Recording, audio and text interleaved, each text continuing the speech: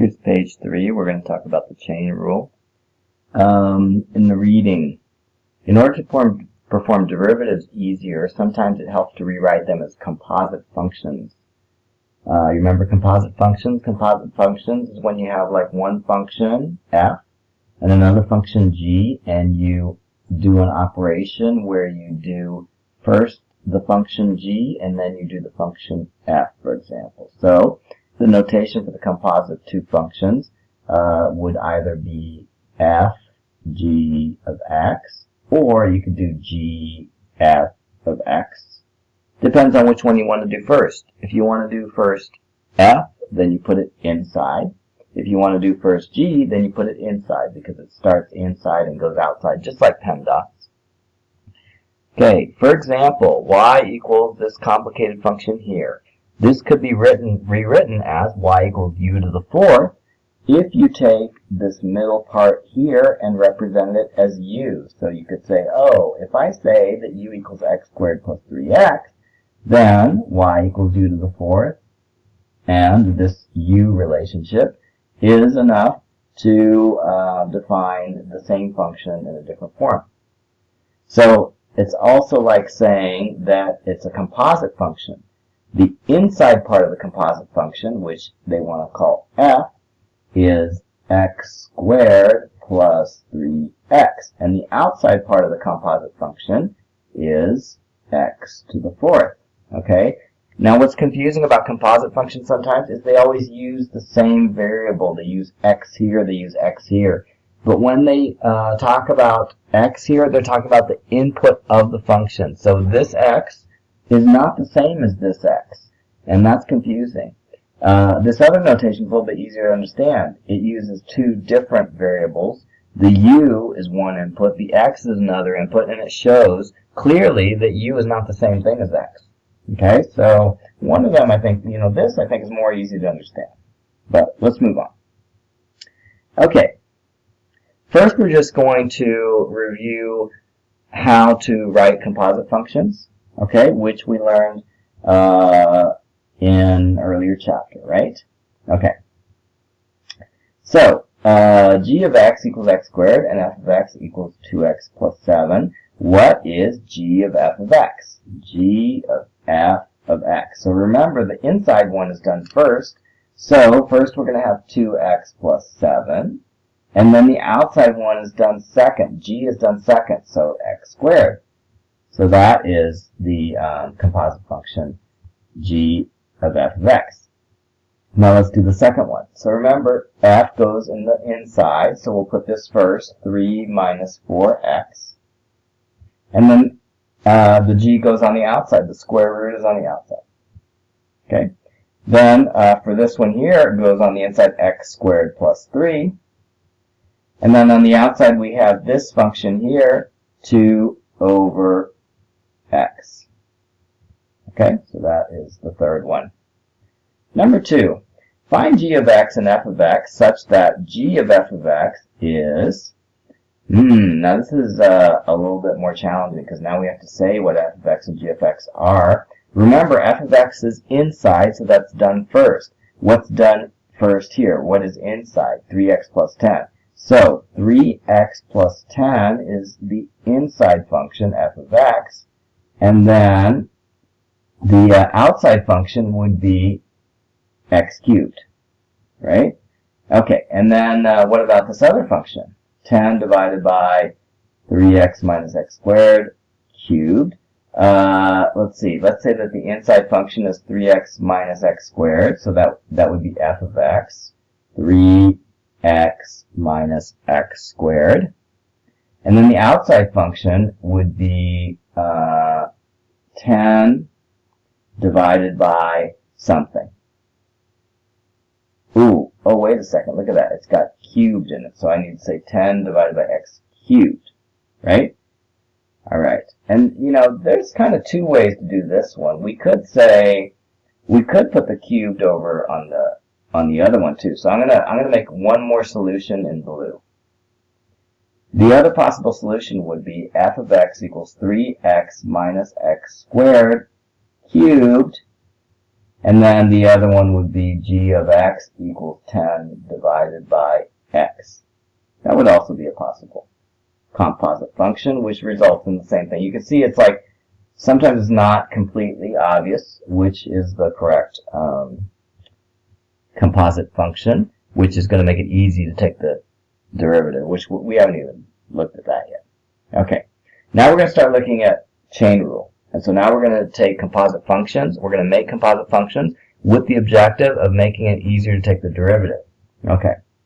So if y is equal to g of u, where u is equal to f of x, then dy dx is equal to, let's see, it would be g dashed u f dashed x. Okay, so you like multiply the two together, and that gives you dy dx. Okay, basically remember that the chain rule says dy dx is equal to dy du times du dx. Okay, all right. So write in the form a u to the n, clearly stating what u is. Okay, so basically this looks confusing because there's letters here, but basically you have a constant, which is a, you have the variable, which is u, and then you have the power, which is n. Okay, and look at, like, notice that the variable is in the numerator, and that's the problem with these three here. The variable is not in the numerator, so we need to get it to the numerator. Now remember, the way you get a variable that's in the denominator to the numerator is just to make a negative out of the exponent, because remember, 1 over x is also equal to x to the negative 1. So that's kind of how we resolve this problem. So we can take any of these, and the first step is going to be, I'm going to put the denominator in the numerator by taking the opposite of the exponent. Okay, so I'm going to take a negative 2. And then now I need to say that, hey, u is equal to 2x minus 1. And by doing that, now I can just say, hey, this is actually equal to u to the negative 2. Okay, and now it's already in this format. Now you say, oh, but there's no a. Well, a is actually 1, right? Because if you don't have an a, that means that you have an invisible 1 there that's multiplying times everything. Okay, so our solution is, hey, u is equal to 2x minus 1, and then we've reduced it to this form. Okay, all right, now let's do the same thing again here. We're going to take this and we're going to put the variable in the numerator. And to make it easier on ourselves, let's change the square root sign to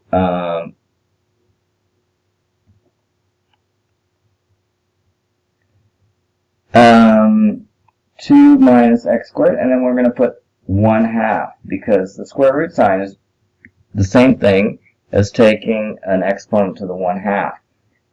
Then I'm going to put it in the numerator by putting negative 1/2. Okay? And then now I'm going to take this part here, and then I'm going to make it into u. So I'm going to say u equals 2 minus x squared. And now I can reduce the whole thing to a very simple format. 2, and 2 is a in this case, right? U, and then to the negative 1/2. Okay? All right. Moving on. Next one. So the first step, remember, we need to get the variable to the numerator. Okay, and so we are going to say f 3 minus x, and we're going to put x to the negative.